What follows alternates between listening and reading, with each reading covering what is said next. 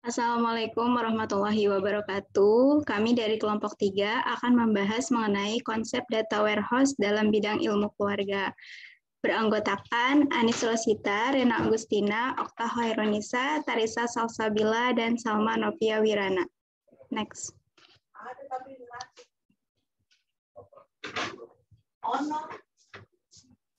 Nah, definisi data warehouse. Data warehouse adalah sebuah sistem komputer untuk mengarsipkan dan menganalisis data historis untuk organisasi seperti data penjualan, gaji, dan informasi lain dari operasi sehari-hari.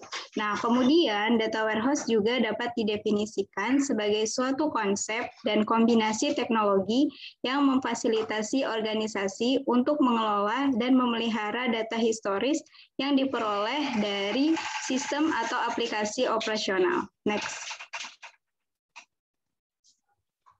Nah, ini adalah definisi data warehouse menurut para ahli. Yang pertama, menurut Inmon dan Richard, data warehouse merupakan kumpulan data yang memiliki sifat subjek, berorientasi, terpadu, waktu varian, dan tetap pada pengumpulan data dalam pengambilan keputusan manajemen.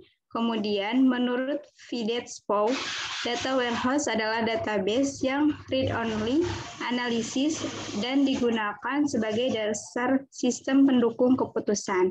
Kemudian, menurut Paulen, database relasional yang dirancang lebih untuk query dan analisis proses transaksi. Nah, biasanya mengandung sejarah, data transaksi, dan juga data dari sumber lainnya. Kemudian, menurut Mulyana, data warehouse merupakan database yang merupakan pusat dari data yang dibentuk dari hasil penggabungan dan pengolahan data dari beragam sumber data. Next. Nah, konsep dasar data warehouse.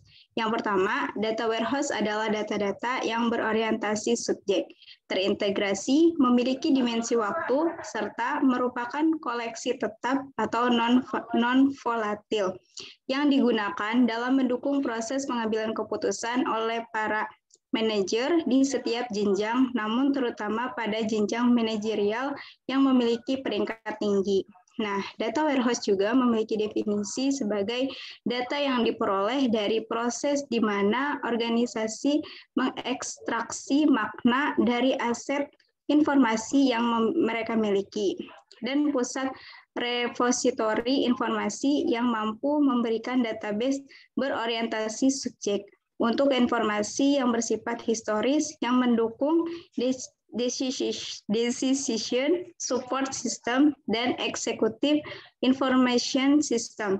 Nah, jadi bisa disimpulkan data warehouse itu adalah inovasi baru dalam hal teknologi informasi. Next. Baik, selanjutnya di sini ada karakteristik dari data warehouse itu sendiri. Yang pertama, karakteristiknya itu berorientasi terhadap subjek. Jadi data warehouse ini sudah terorganisasi di seputar subjek kunci atau subjek terperinci dari entitas peringkat tinggi gitu, terus di dalam suatu perusahaan. Nah, karena data warehouse ini merupakan tempat penyimpanan yang sifatnya itu subjek, bukan berdasarkan sebuah aplikasi.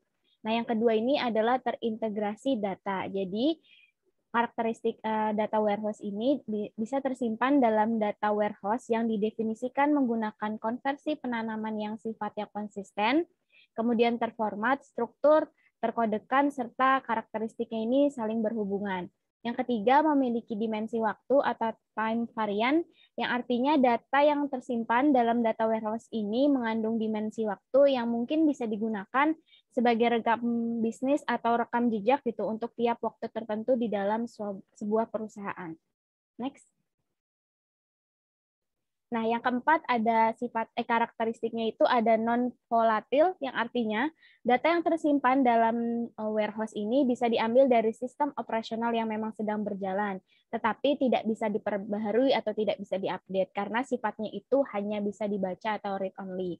Terus yang kemudian yang kelima, karakteristiknya ringkas dan granularity, yang artinya data warehouse ini dikumpulkan ke dalam sebuah ringkasan-ringkasan berbentuk sebuah data operasional, kemudian dibuat secara real time atau jelasnya waktunya, terus kemudian sehingga dapat mendapatkan informasi langsung berbentuk proses query.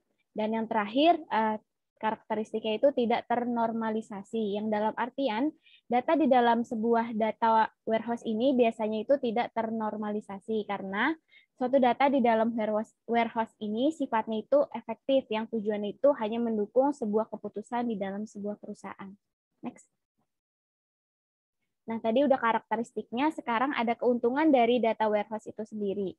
Yang pertama, memiliki potensial high return on investment, yang artinya menjalankan sumber daya untuk memastikan kesuksesan adanya implementasi dari data warehouse dengan biaya yang sangat variatif, jadi beragam. Kemudian yang kedua, competitive advance, yang artinya keuntungan kompetitif ini dapat dicapai dengan memungkinkan adanya akses pengambilan keputusan ke data yang memang sebelumnya itu tidak mungkin terjadi. Nah, karena adanya data warehouse ini jadi mungkin terjadi. Nah, yang ketiga, keuntungannya increase productivity of corporate decision maker, yang artinya data warehousing ini gitu dapat meningkatkan produktivitas pengambilan keputusan dengan membangun database yang terintegrasi, yang sifatnya konsisten, berorientasi subjek, dan datanya bersifat historik.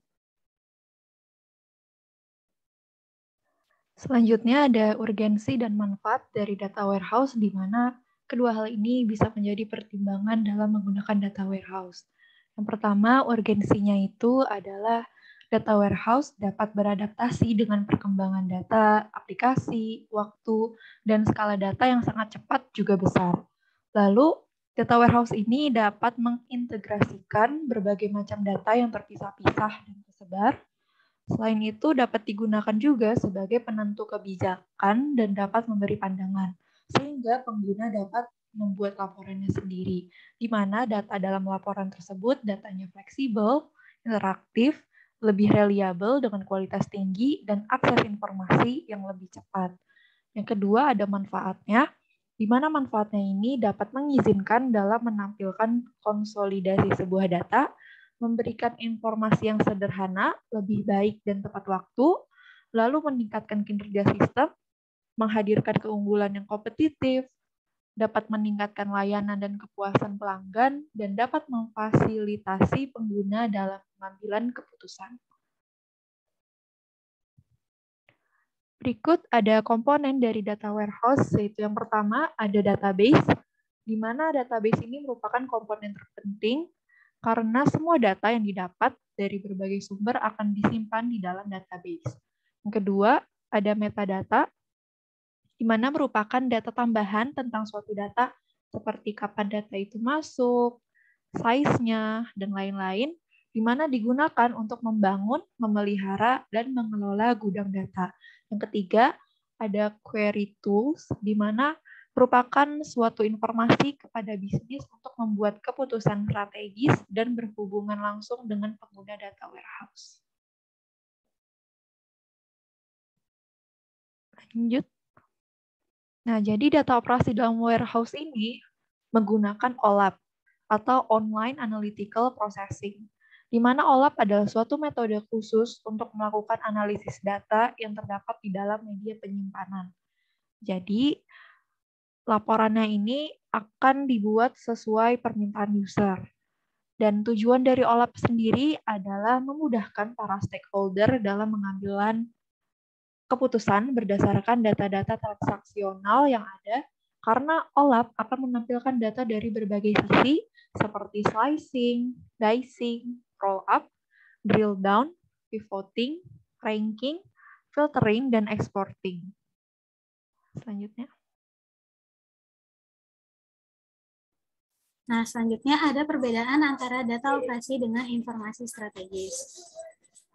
Dalam kontennya, data operasi nilai sekarang, sedangkan informasi strategis tersier, derivat, dan teringkas. Nah, untuk struktur datanya, data operasi optimal untuk transaksi, sedangkan informasi strategis optimal untuk query kompleks. Nah, data operasi ini frekuensi aksesnya sering, sedangkan informasi strategis frekuensi aksesnya jarang. Data operasi tipe aksesnya read, update, delete, sedangkan tipe akses untuk informasi strategis itu ada read. Nah, kemudian penggunaan data operasi dapat diprediksi dan berulang.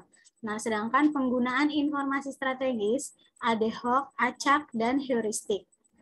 Data operasi memiliki waktu respon subsecond, sedangkan informasi strategis waktu responnya detik ke menit.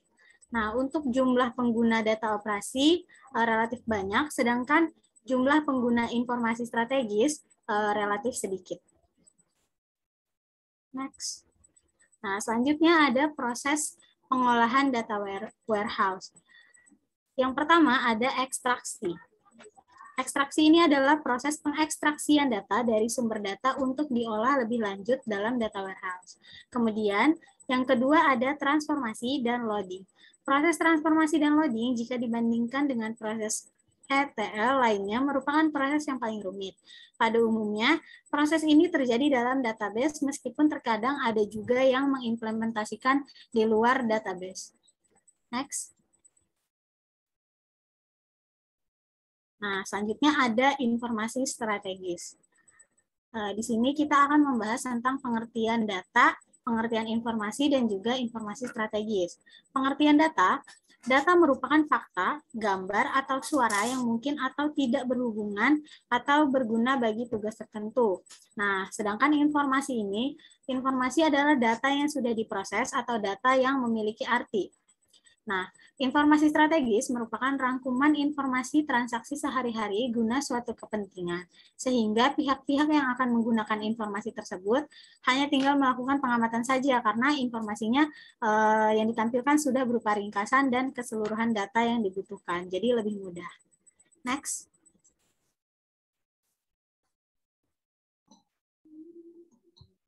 Selanjutnya, menurut Konia menyatakan ada beberapa karakteristik yang harus dimiliki oleh sebuah sistem informasi strategis. Jadi yang pertama itu ada integrated. Jadi data itu harus memiliki pandangan yang menyeluruh tentang perusahaan. Yang kedua itu ada data integrity. Informasi yang disajikan harus akurat dan memenuhi aturan serta proses bisnis perusahaan. Yang ketiga ada accessible, jadi informasi itu juga harus dapat diakses dengan mudah dan dapat dianalisa. Selanjutnya itu credible. Setiap faktor terkait dengan kegiatan bisnis harus memiliki tepat satu nilai guna. Selanjutnya itu ada timely. Jadi informasi yang tersedia juga harus dalam satu time frame yang telah ditentukan. Selanjutnya ada pengaplikasian data warehouse dalam ilmu keluarga. Jadi pengaplikasian data warehouse dalam ilmu keluarga itu yang paling bisa terlihat ada di 3 bidang, yaitu yang pertama ada pencatatan data kependudukan. Jadi data kependudukan di Indonesia itu sangat berkaitan dengan keluarga di Indonesia. Jadi pencatatan data kependudukan itu juga adalah sebuah aplikasi data warehouse dalam bidang ilmu keluarga. Data kependudukan ini bisa dari data pencatatan kematian, pencatatan kelahiran, pernikahan, dan lain sebagainya. Selanjutnya itu ada pencatatan data kesehatan. Data kesehatan ini juga adalah data yang berhubungan dengan keluarga karena menyangkut tentang kesehatan ibu dan anak, kesehatan balita, kesehatan lansia, dan kesehatan keluarga di Indonesia. Selanjutnya itu pencatatan program keluarga berencana. Jadi aplikasi data warehouse itu juga berguna dalam pencatatan program keluarga berencana untuk merumuskan program-program keluarga berencana di kedepannya.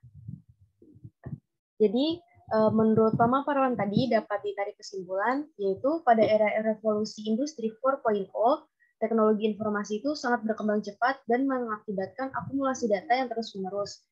Jadi, karena ada terlalu banyak akumulasi data yang terus-menerus itu, sehingga datanya itu akan bertambah dan menumpuk. Nah, data yang menumpuk ini akan menjadi tantangan bagi bidang ilmu keluarga yang harus mengolah data-data, seperti data kependudukan, data kesehatan, dan data pencatatan program keluarga berencana yang telah dikumpulkan dan terintegrasi menjadi sumber pengetahuan yang akan berguna bagi masyarakat. Jadi, tantangan ini dapat diatasi menggunakan data warehouse.